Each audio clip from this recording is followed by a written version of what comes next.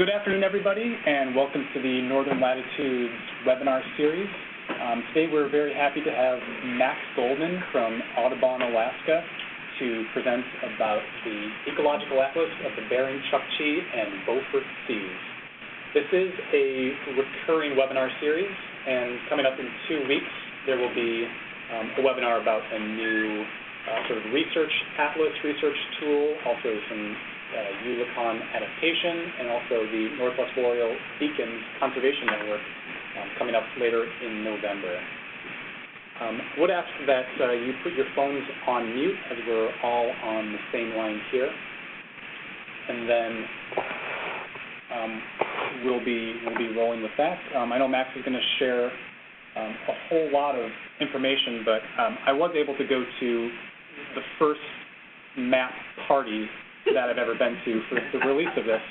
And I can tell both by the quality of the food and quality of the band and the number of really interested people from a lot of different diverse applications that this is an extremely ambitious project that brings together a whole lot of data sets in a real unique way.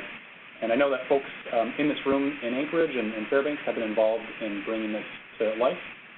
So very, very happy to have Max Goldman here, and I'm going to go ahead and hand it over. Thank you very much, Ben, and thank you, everyone, for taking some time out of your day to talk atlases with me. We'll get started. As Ben said, I'm here to talk to you guys about Audubon, Alaska's Ecological Atlas of the Bering, Chukchi, and Beaufort Seas, which just came out, was just published this past summer.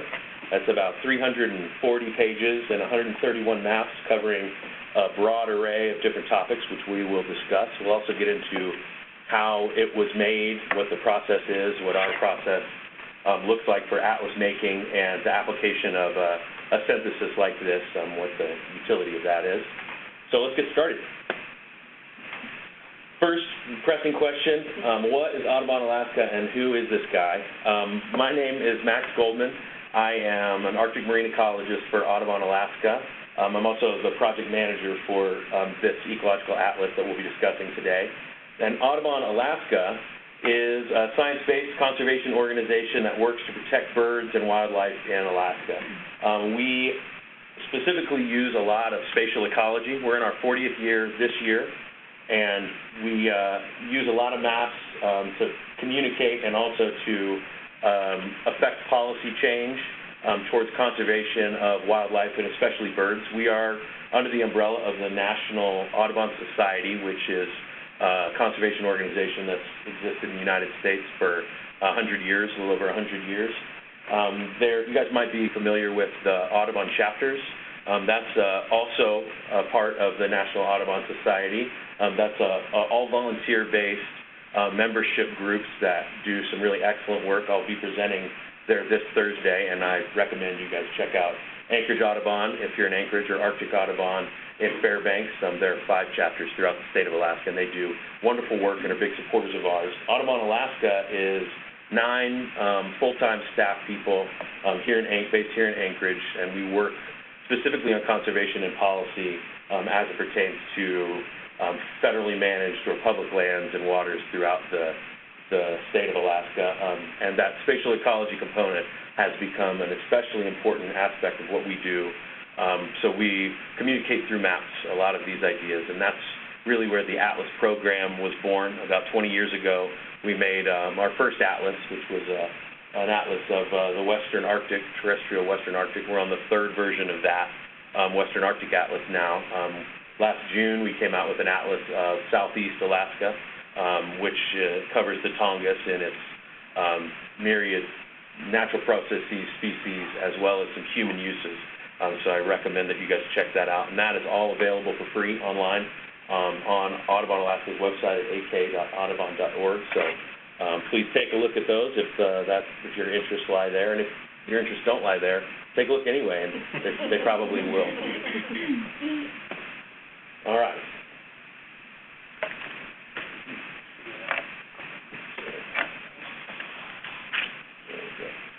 So as I mentioned, we consider the atlas making process a form of synthesis. So we synthesize a huge number of data sets. As Ben mentioned, a ton of data went into this, and we'll get into kind of exactly what that looks like in a little bit. But the goal of that concept of synthesis as it pertains to Arctic data in our minds is to make those data accessible by the general public.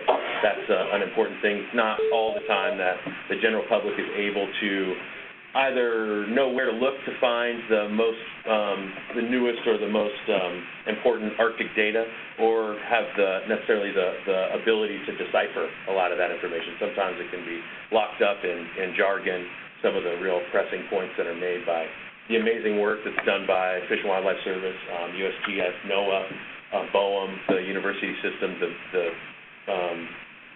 wildlife organizations in Canada and in Russia, which are all organizations that we befriended and worked closely with in order to get the data that went into this project. Biologist reference is another way that this synthesis is used, and that was something that we were excited to hear. We had made another version of this atlas, which was narrower in scope. It was confined just to the United States waters, and it didn't include the Bering Sea. That came out in 2010, called the Arctic Marine Atlas, which was spearheaded by my boss, our Director of Conservation Science, Melanie Smith. She did most of that work herself. And when we talked to people scoping for this atlas and starting to collect data for this atlas, some of those data holders mentioned how valuable that atlas was for off-discipline reference. When they're in a meeting about all things Arctic science and they're a seal biologist, it was really valuable to know where bowhead whales move, or to be able to open to a page and see what the sea ice margins look like in September, which isn't always information that you can keep, right there in your brain and easily accessible. So that was a really welcome thing to know, that this was a tool to be used by the scientific community as well. Policymakers are another audience for this kind of work. We are a conservation organization, and our goal is to influence informed policy and decision-making.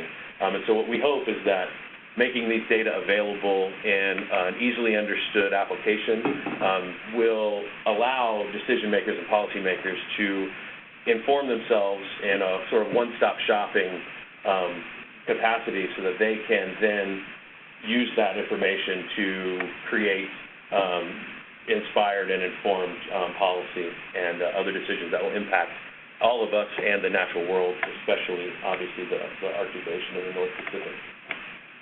It's also, this kind of synthesis works as a placeholder. The reason that we're redoing this atlas is because there's been a lot of data that's been collected since 2010. I think one of the opening lines of that atlas is that we know more about the surface of Venus than we do about the Arctic Ocean. And that's changed a lot. Just in these 7 years, there's been a huge amount of data that was collected and that we were able to use. And so that's a kind of a wonderful thing about these is, unfortunately, as soon as it's made, hopefully, because the datascape continues to evolve and so much gets added to that, it starts to become obsolete. So this will be an effort that we'll hope to reproduce again in some number of years. It's kind of an ongoing occurrence, I would say. So the process that we use to create this atlas, we call data to design. It uses data gathering, data synthesis, and then conservation design. Those are the basic components of the data to design application. And each one of those components covers a few things, and we'll go over all of that in, I'm hoping, just the right amount of detail. So first, the parts of an ecological atlas. The first part is science. People have to go out and ask questions, secure funding, and then start applying some research methodology and sampling design to get some answers for those questions. And those answers generally come in the form of data. As I mentioned before, our specific interest for this atlas is spatial data. So that would be density, timing, occurrence. So, there's quite a few different things that would be considered spatial data. And we use those data to make maps, and that spatial aspect, it turns into maps. And then once we've done those three things, then we start to look for patterns. And that's what we're doing now. And I'll talk a little bit about what the next steps are for this atlas after I've described all of the wonderful things that lie within its pages. This is one of our favorite pages in the Atlas. It's the first one you come to, and it illustrates the amount of assistance and collaboration that went into this project. This is Audubon Alaska's Ecological Atlas of the Bering, Chukchi, and Beaufort Seas, but we did not do this alone by any stretch of the imagination. First, we worked really closely with Oceana throughout this. The biological setting and fishes chapters are 100% done by Oceana. They did the writing, the data collection, put together the maps through their GIS gurus, and the output is reviewed by folks that they chose to do that review. And that collaboration without it, we would have been left with huge gaps in what we were trying to display. We also had a cartographer, Daniel Huffman, who did a lot of work, and I'll talk about the importance of cartography to the design and communication of scientific synthesis in a little bit.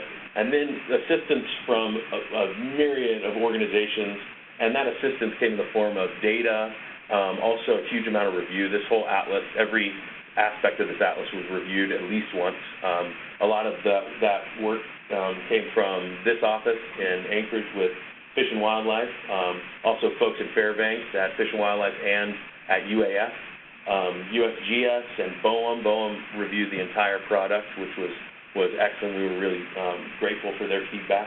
NOAA offered a lot of data and review, and we worked closely with COERIC, which is a native organization in the Bering Strait region, who's done a lot of data collection on spatial data of traditional knowledge, including species knowledge and subsistence information, which they were generous enough to share with us, and we did a workshop with them last February to make sure we were doing it right, so we could use their data to show how we integrated traditional knowledge with Western science, see what they thought of the maps and how they were working, and to make the changes that they recommended. And that was an incredibly valuable experience with some subsistence experts from 9 of the communities in the Bering Strait regions. That was really, really impressive. And then all this work is funded by the Gordon and Betty Moore Foundation, and we are especially grateful to them. So I wanted to make sure that I mentioned that, and just the look of this page really makes me happy to show just how much went into it and how many people donated of their time and their data to make this effort come to fruition. So this is the region covered by the Atlas. The area of Prince William Sound and the Gulf of Alaska were not covered. We used a definition of the Arctic that includes all of the Bering Sea, the Chukchi Sea, and the Beaufort Sea. In our previous Arctic Atlas, we had confined the scope to Alaskan waters and the Chukchi and Beaufort Seas only. For this atlas and this reboot, we included some waters in western Canada and also in eastern Russia, and all of the Bering Sea. So that increased the scope of the project substantially, a little bit more than double in square footage, and then a little bit more than that for species that deserve to be covered by the atlas. The chapters that are contained within, it starts with an introduction and ends with a conservation summary, which I'll talk about a little bit near the end of the presentation. But the meat of the atlas is held within 6 chapters: physical setting, which covers ocean currents, sea ice margins, climate; biological setting, which is lower trophic organisms like phytoplankton or benthic biomass; crabs you'll learn about crabs if you read the biological setting chapter. Fishes are covered. That's pretty self-explanatory. Birds is a robust chapter. We are Audubon after all, so we included quite a few birds, and it's difficult to make cuts. There's a huge number of birds that rely on Alaska and on the waters covered by the Ecological Atlas. And so narrowing that down, there was a lot that went into that, and that's all covered within the methods section of each summary and each map. So if you're interested and you're looking at a map that we see today and you want to know more about it, all of that information is available in a robust methods section that accompanies every single map to make sure that you can get back to the primary data. If you want to know more, know where that information came from, there's no black box. We tried to be as transparent as possible with that. And then the mammal section, we lean heavily on USGS, NOAA, and Fish and Wildlife Service for those data and for that review. And then human uses. We covered things like petroleum exploration, vessel traffic, subsistence is covered, transportation and infrastructure, fisheries conservation areas and management are also covered. So there's a lot of different ways that human beings use these areas. We're a part of this ecosystem as well, and so the ways that these areas are used was covered, and we're pretty proud of that also. This is a look at the table of contents, just to see within each of those chapters you can see how much is covered, and so that's when you get a chance to look at the atlas online or in person, take a moment to see the breadth of the information that's covered. And the first step in that data to design process is identifying available data. And I talked a little bit about who we relied upon in order to give us that data, to point out where that data was and make it available. So the main data types that we used are colony data, like census count data in a certain area, at-sea or aerial surveys. We also relied on telemetry data.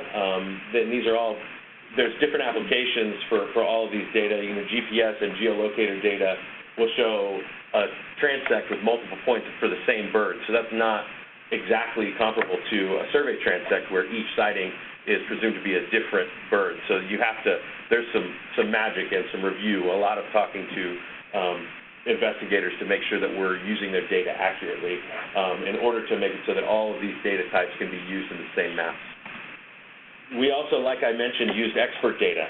Local knowledge and traditional knowledge, we relied heavily upon Coherent for that, and that was a partnership we were really proud of. We also used eBird, which I wouldn't consider expert knowledge. It's citizen science, but it is really valuable to look at where birds are, where human beings also are. That's one of the shortcomings of eBird is it's only sightings where human beings happen to be or have gone specifically to birds. So it's not, it can help with overall range. If you're not sure if a species makes it all the way up to Ecological, you can look at eBird, and if they're sightings, you know that they at least make it that far. So there's some other applications that we can use that citizen science data for, and we were careful in how we applied it, but we definitely recognize it as an option.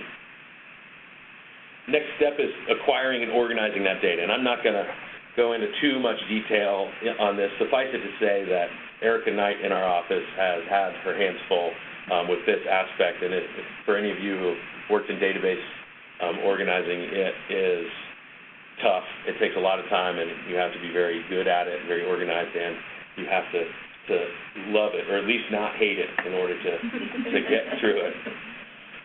And all of those data that are organized will end up, all of the ones that we have permission to share, which is the vast majority of the data that are shown in that atlas, all of that will be available for download for anyone on the AU's website. That's the Alaska Ocean Observing System. They have an Arctic portal where all of these data and our data from our previous Arctic Marine Atlas will be available, so you can download each layer as it exists on our maps, and that's free to use. And Axiom Data Science does a lot of the heavy lifting and translating our geodatabase into something that's downloadable online, and we're grateful to them. We also are working with them to store our data securely for 100 years at least, and then to apply DOI, a specific identifier, so that anytime the data are cited in the future, that'll go back to this primary product that uses so much primary literature, and so then the appropriate credit will be given to the biologists who collected the data and to our work in synthesis. Next steps are spatial analyses, and that comes in a lot of different ways. So I'll explain this through the example of the king eider, because that is a cool-looking bird. The king eider's sea duck that breeds a lot on the North Slope, but throughout the northern Arctic, on Chukchi and in western Canada. This map shows in black, it's all of the survey data that we have in that area, in that little box that is the North Slope, and then goes over to Amundsen Gulf, and you can see Banks Island in the right-hand corner, sort of the top right quadrant. The yellow points are, of all those points, which points are king eider sightings, and that's only through the months of May and September. And what we're getting at by constraining it temporally that way is when do king eiders, when and where do king eiders breed? So we're trying to show breeding areas for king eiders by doing this. So we identify those data and cordon them off, and then apply density to those areas. So we'll bin all those data and display their density. And we bend them in 10 by 10 kilometer bins for king eider for all of our analyses on birds. We turn that into, using a non-parametric analysis, we turn that into some polylines that identify the inside is especially dense, the outside is less dense. So the relative densities that show the where king eiders specifically like to be. And then we, using some expert review and a lot of conversation with experts in the field, identified which of those polylines stood for concentration versus regular use versus range, and on the other side, what's high concentration. And so we wanted to, we don't want to show every possible iteration of density for these birds, but make it so that there's something that means something relative to other density levels. And so we chose those four: range, regular use, concentration, and high concentration. And those isopleps turn into regular use and concentration. Range data is basically kind of a circle around anywhere where there's been king eider data, and that's range. That's where we know king eiders to spend time. And then the high concentration, we'll talk about this in a moment, is another Audubon product, which is our IBA program. So we'll show the extent of range, that circle around everything, the regular use, which was that 95% isopleth, concentration, which was the 50% isopleth, and then the core area of that important bird area. So there's some very specific criteria that go into the important bird area program, which we do with BirdLife International, where the United States analyzer of what is and isn't an IBA, and then Audubon is, and Audubon Alaska concentrates obviously on Alaska. So we have these core species IBAs that we use at the high concentration level. So that's what we do when we have raw data, and we can analyze those data based on our project area. That's not always the case. We don't always get people's raw data. We sometimes get already analyzed products. We'll get a polygon off of a report like the NOAA 1988 Atlas, which is something that we've relied on heavily and for a long time was best available atlas. We don't have those raw data, but we do have those polygons. What that means is because all of their project areas were different and the areas within which they analyze those data were different, something that looks like high concentration in an area that's the size of the Pribilofs wouldn't be high concentration in an area the size of the Bering, Chukchi, and Beaufort Seas. So we have to rely heavily on the principal investigators and on experts that are working now to make sure that we're doing it right, that we're showing these data in a way that's defensible and accurate relative to the way the data were intended and collected to begin with. And so when we do that, we've got to figure out how to add all of these data from all of these different places, some we've analyzed ourselves, some that we haven't, and put them all in one map that tells a continuous story. And we think of it kind of like a patchwork quilt of data where we're edge matching them and sewing them together and making sure that they all communicate the same ideas at the same scope. And the way that can look in a very basic way is, say there's a study that's aerial surveys that show some staging areas for king eiders. And then that analysis that we just went over, where we were showing those king eider survey transects, we analyzed that, and now we've got some isopleps that show their breeding areas. We find some traditional knowledge information that talks about where they winter, and they've got 3 polygons that show their wintering areas, and they're generally just drawn on maps in a workshop environment. And then there's another study that shows some telemetry of where these birds might go and identifies a range in which they might go based on a few tagging locations that show some more breeding areas between those months of May and September. And that confirms and overlaps the analysis that we did on number 2. So we can kind of put all of those things together on one map to show an annual progression of these species. And at every step, you have to talk with experts and have to make sure that you're on the right track, that these data are being displayed in a way that makes sense and that's appropriate to the collection of those data. For instance, that king eider map, this is what those data layers look like. So you can see that each layer has multiple studies that went into it. Anytime it says Audubon Alaska first, that means that we analyzed or reanalyzed data that we were provided in a raw format, and that's kind of gives you an idea of these are all the data sources that go into a single map showing a single species, and this isn't even all of them. By the time we ended that map, there's even more. But you can look on each one of the maps, and we'll show quite a few at the end that'll tell you. And on each map, all the data sources are clearly laid out, and then again in the methods. So the next steps revolve around conservation design, and what we do is we make these annual cycle maps that I've been talking about, and that's the goal. And when the data are strong enough to show what an animal does within that project area from January to January or throughout an entire calendar year, that's what we love to show. We want to know that information. We want to break that down into activities. It's not always the case that we have strong enough data, and it's also not always the case that the species that we mapped spend their entire year within our project area. There's a lot of species that move well out of the project area, and a lot of migratory birds, migratory marine mammals. Also, sea ice is a component of this ecosystem, so it's really, there's a lot of variation in what does and doesn't spend its year here. The major activities of the birds that we mapped are breeding, foraging, molting, staging, wintering, and then migrating. And all of those first 5 can be shown within a finite polygon. Migrating is an arrow that we use, and there's different sizes of arrows to, like for instance, king eiders are known during the spring when they're migrating towards the North Slope.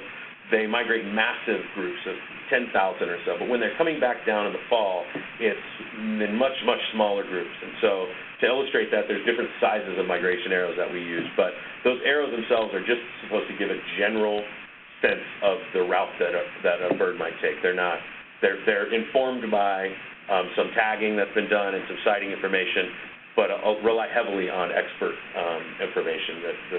The folks at the Sea Duck Joint Venture, what they know about where king eiders move is how we were able to make sure that these the migration arrows were correct. So once we've separated, again, we separate all those different data sources into these various categories, and each one has multiple studies that go into it. The way that we display those categories is important also, and that's when we start to get into the design aspects of an ecological atlas. We have, for the non-colonial birds, the waterfowl and loons that we mapped in our atlas. We have these 5 categories here. Feeding, and I'll explain why feeding isn't in there in a little bit. It's more of a general presence category that we use. Birds are always feeding in some level, and so when we didn't know exactly what activity they were doing, we said they were feeding, and we've got, and I'll show you how that comes into play in a little bit. So regular use shows up as a specific color for each activity. In that intensity level, the saturation of that color is important, because when we show concentration, we show that same color, but with a higher saturation to show an outer boundary of regular use, and then areas within that boundary often that show especially high concentration or concentration levels. And so that density, it communicates that idea pretty well. And then, like I said, migration, there's a color that is associated with the season, and then the arrow moves in a general path that's appropriate depending on the species it's mapping. So this is what that king eider map looks like when we have it in GIS, in our geographic information systems. We use ArcGIS, as a lot of folks do. I know Ben uses that. We were talking about that a little bit earlier. It's software that's been around for a long time, but not so long. There's probably plenty of us who remember when maps were not made this way. There used to be dragons in the corners and all that stuff. But this is a map that accurately portrays the data that exists and that we have, but it's not especially beautiful. It's not easy to understand. It's not very clear what those data mean. There's some weird overlaps. It's clunky, and that's kind of, there's an arciness to some maps that they're working on, and there's a lot more cartography tools in that ARC suite now, but we wanted to really make these maps easily digestible by anyone, and something that draws people to maps is the beauty of maps, and that's in design, that's in cartography. So we take that map, and we end up with, after many iterations, these different products and these different things that kind of, we get new data, we find out that the data is inaccurate, that there's a better data set, that the way we displayed it isn't true to the way it was collected. You get some new wintering data in there, and all of a sudden you get a more complete picture of the way that these data are shown. And this will go through one more time. And, we've also refined the way that we want to display the information. We have these text boxes on this map, and we had a very busy map, and we thought that, well, it was accurate for the most part, and then what we got at the end was something that we were really happy with, something where we were able to, sometimes by removing data or removing information, you actually make the information that's on there much more clear. And so it was kind of addition by subtraction in some ways, and we were really happy with this, and this is something that was reviewed by some folks here in this office, which we were really grateful for their time. And so we end up with this final product. So, like I said, we've got those non-colonial birds, the waterfowl and the loons, that we mapped in that way, and that ended in the king eider map that we just saw. We also have colonial birds, and a lot of our colonial seabirds, they don't spend their winter in the project area. A lot of them move into the Gulf of Alaska, move off to the east or to the west, and so the information that we have of them is really about their breeding and their colonies. And it's incredible the number of seabirds that exist in North America. Over 80% of all seabirds in North America breed in Alaska or in this region. It's a phenomenal number. Something that you can't stress that importance of that enough. And so being able to show that those breeding colonies and the other areas that these species use while they're foraging in order to feed their young at these breeding colonies, or for the non-breeding birds, foraging while they're near the breeding colonies, using some of the most productive waters in all of the planet, which is the summer in this project area. We've come up with a few different strategies, and we still use that same concept of difference in saturation correlating with difference of intensity or density of species. You can see also in the breeding, the concentration, there's a yellow ring around that circle. That we put a yellow ring around the 5 biggest breeding colonies for each species, so that you could, at a glance, see what are the sizes of these colonies, generally speaking. If you're looking at certain birds, their murres, their breeding colonies are massive. They can be in the millions. Kittiwakes, there's not millions of kittiwakes, and so their breeding colonies are much smaller. So you can get an idea of the differences in the densities of each of these colonies by looking at those numbers, because the way that we displayed those circles, as you can see, are relative to themselves. So it's a percentage. The largest circle is a percentage of the overall breeding population of that species. So a large circle for one auklet might not mean the same thing as a large circle for another auklet, but it's really important to show where the biggest of these colonies are, because those are really some of the most important areas for seabirds or for wildlife. They're generally indicators of high diversity of forage fishes or of especially important habitat for other species at the same time. So we wanted to display those data that way. This is the fourplex that shows our auklet maps. We mapped the parakeet auklet, whiskered auklet, crested auklet, and least auklet. And you can see that light green on the outside is their regular use area for foraging. The dark green is concentration foraging area, and then those high concentration areas are the colonies, which show up in a kind of a pink to magenta range in here. And then you see that dashed gray line, which is their overall range, and that's as we know it now, and that's where some of that citizen science data can be used to describe overall range. But there's generally survey data is where we get most of that information, buffered to an appropriate amount to show the bird is here, they generally travel X number of miles or X number of kilometers. So that's how we generated those. And again, you can read all about these methods in the method sections of each of these maps. And then there's a more general method section at the beginning in the introduction of the atlas that'll show you kind of more of that information. Last one is ecological patterns and conservation planning. Now this atlas, we have left off our conservation recommendations until the very end. We didn't steep each map in what people should be doing and a lot of value-laden language that would try to convince people one way or the other. Our thought is that these data speak for themselves. The area is important to wildlife. These are the areas that are used highly by wildlife. Look at these maps. We did have a chapter at the very end where we make those calls, where we couldn't help it. We had to say what we think should happen, what we think people should be paying attention to, and how these areas should be protected and treated. And so we wanted these agencies to be able to participate without conservation language being used, and that was great. We got that participation. The words in that conservation summary are Audubon Alaska.